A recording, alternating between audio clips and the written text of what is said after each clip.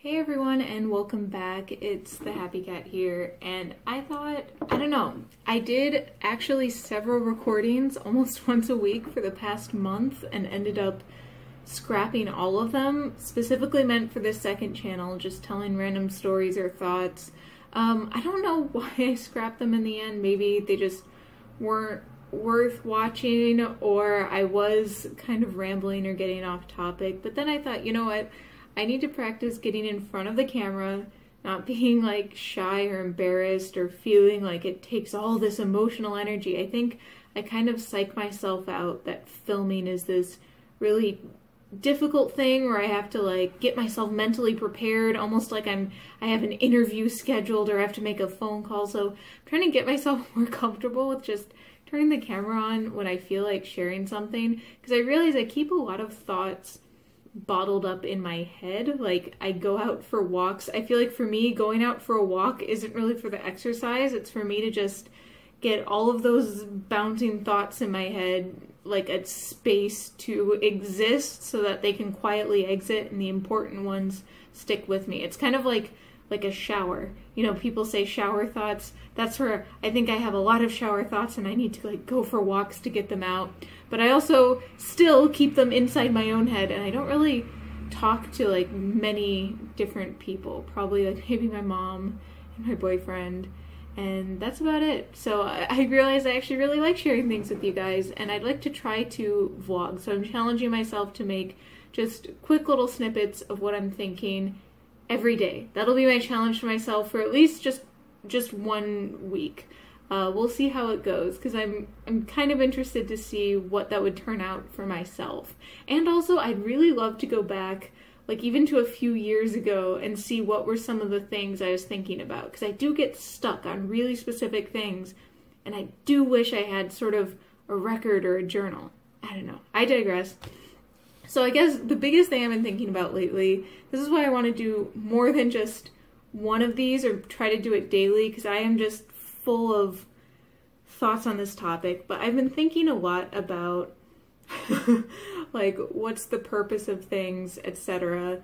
Obviously everyone kind of thinks about that, but I was reading, so I'm always trying to find new stuff to read to sort of give me new ideas, challenge the way I think, and I saw Beyond Good and Evil by Niche.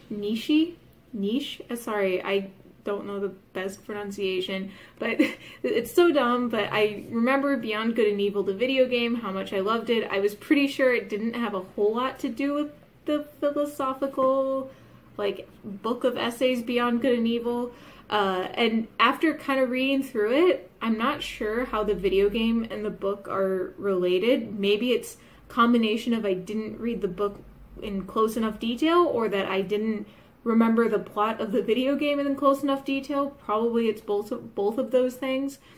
But I also sort of skimmed through the book. If you guys know the Great Books method, okay, in my high school, this is a bit of a diversion. I went to a really competitive high school with a lot of people who wanted to be like doctors, engineers, very intense into STEM, but all of us, even out of all these crazy, like, Harvard Med School graduates, now they are at least, everyone agreed that the English classes at my high school in particular were harder than any physics class, any calculus, multivariable calculus. The English classes were intense. And to this day, even throughout college, my, I think, freshman and senior year of high school English classes were harder than any non-STEM class I took in college, and probably rivaled some of my harder engineering courses in college, just because of the volume. We were reading intense philosophical works like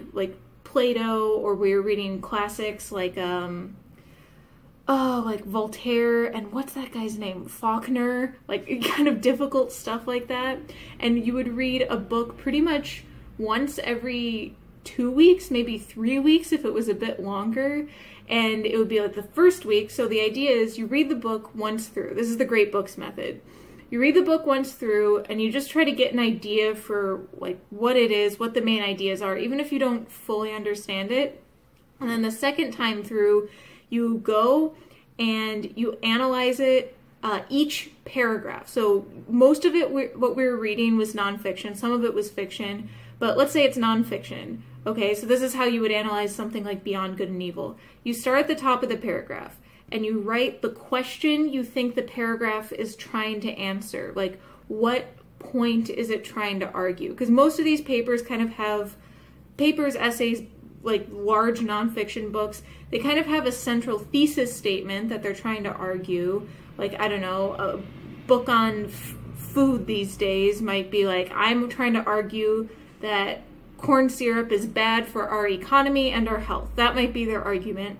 But then you break things down into chapters, and then the chapters down into individual paragraphs. So maybe one paragraph is about a particular process of processing the corn syrup that is harmful to the environment. And so that's the question would be, how does such and such process affect the environment? I don't know. Maybe that would actually encompass several paragraphs.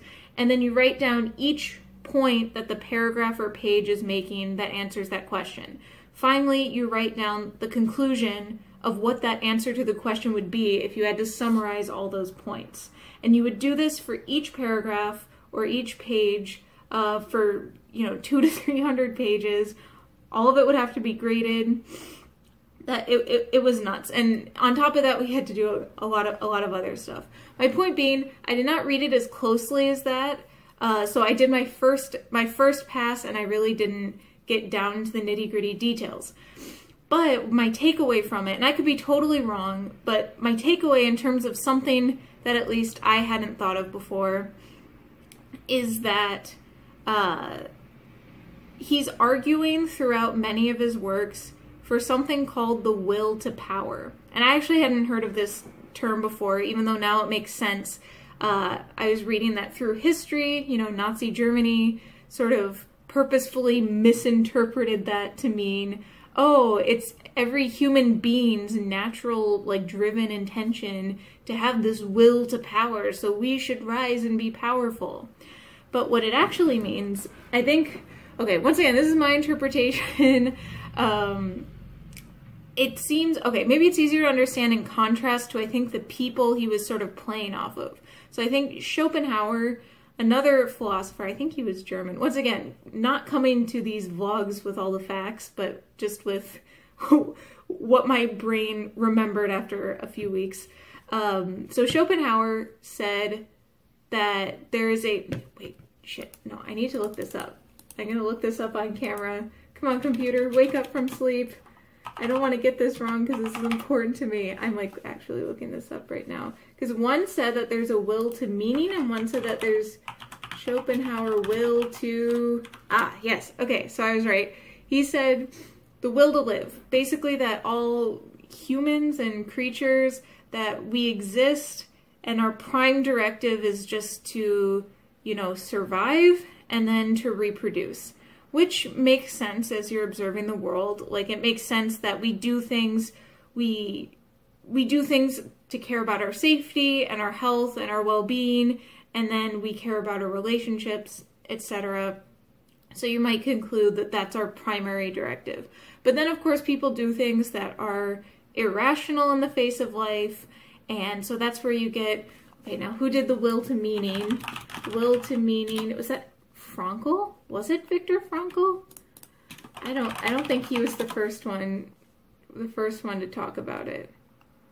Okay, well someone, and feel free to correct me, someone said, no, we're not just here to survive and pass DNA. We have this will to have some greater meaning and impact. Maybe you could extrapolate that to say the connections around us matter, having loving relationships, making huge advancements or creations that last after you die.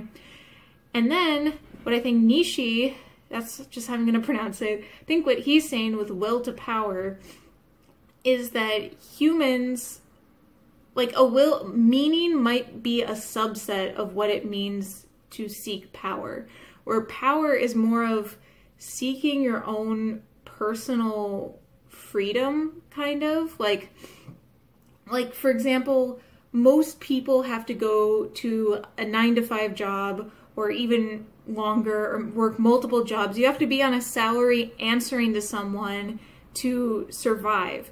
And what people seek to do is to either reach beyond that, like have your own personal freedom, do something that's freeing in the sense of like, you know, maybe you don't want to work at your current job, you want to be an artist. So even if you were an artist employed by someone, it would be more personal power and more personal freedom to achieve that goal of being an artist, because you know it's like a harder accomplishment than where you're at now and you need to work to get there.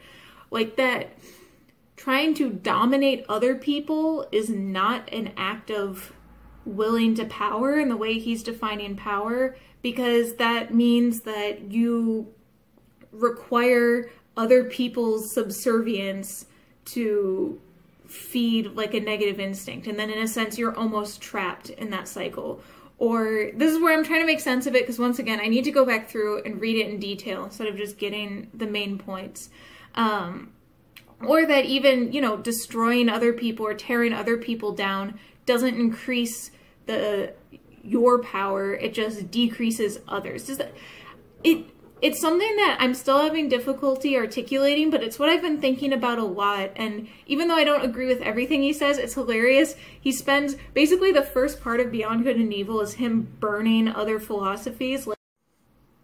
Okay, my phone just actually ran out of memory.